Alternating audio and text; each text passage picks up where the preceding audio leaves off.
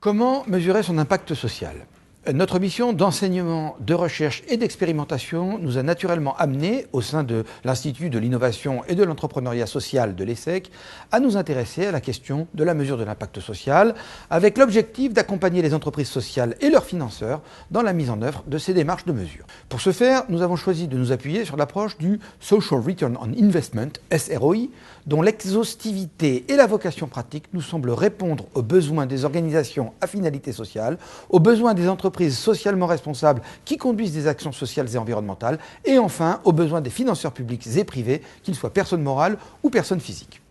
Nous mettons en œuvre cette méthode dans le cadre de recherche-action. Cette approche amène à, premièrement, identifier les résultats de son action pour l'ensemble de ses parties prenantes. Deuxièmement, définir des indicateurs pour quantifier ces résultats. Troisièmement, mesurer son impact net, c'est-à-dire la part des résultats qui sont liés à l'action de l'organisation et non à des tiers. Quatrièmement, attribuer une valeur monétaire à ces résultats et aux contributions qui les ont rendus possibles pour arriver à un ratio.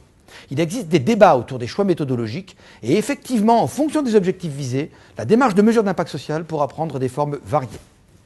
En fonction de son cadrage initial, pourquoi réalise-t-on cette évaluation ? Pour qui ? Pour répondre à quelle question ?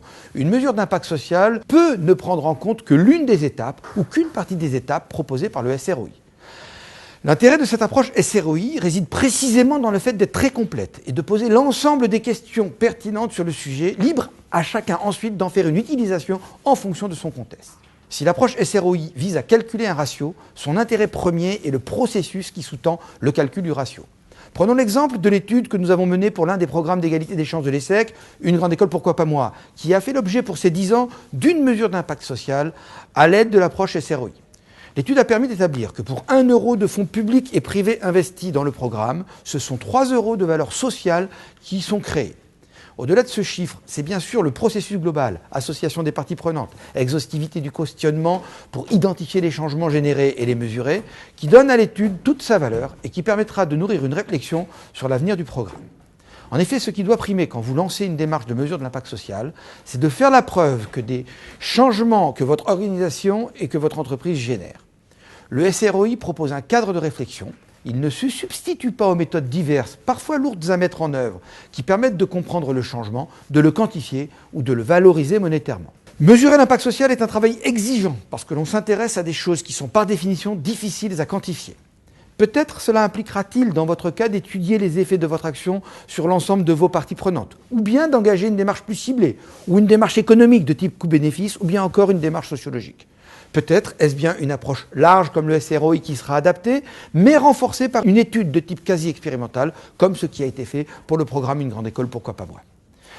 La démarche de mesure d'impact social a permis d'établir que le programme double les chances d'un lycéen de milieu modeste d'intégrer une filière d'études sélectives qui deviennent ainsi identiques à celles des enfants issus de milieux favorisés, les CSP+. L'écart a donc été comblé grâce au programme Pourquoi pas moi.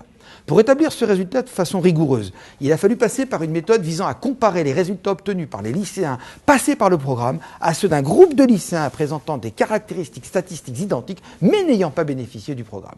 Quelle que soit l'approche que vous choisirez, voici 4 recommandations principales. 1. Prenez le temps de justifier vos hypothèses, vos choix tout au long du processus. 2. Travaillez en dynamique, en croisant les données, qu'elles soient qualitatives ou quantitatives. 3. N'hésitez pas à donner une valeur monétaire aux réalisations et aux résultats que vous constaterez. Nous ne pouvons que vous encourager à tenter de mettre en chiffres les bénéfices que vous générez. 4. Enfin, ayez bien et toujours en tête que c'est le processus global qui compte, bien plus que le ratio. Par ailleurs, il est absolument essentiel de prendre le temps en amont, de vous poser clairement la question de vos objectifs et des ressources humaines et financières qui pourront être mobilisées pour cette démarche.